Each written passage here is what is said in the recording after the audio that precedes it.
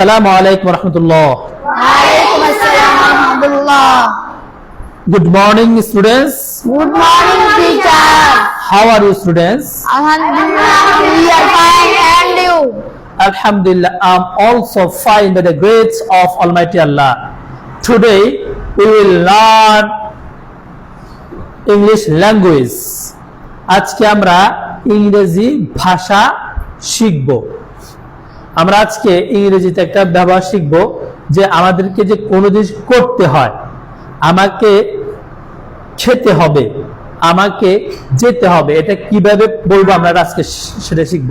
সবাই আমার সাথে বলুন, I have to go. আমাকে যেতে হবে,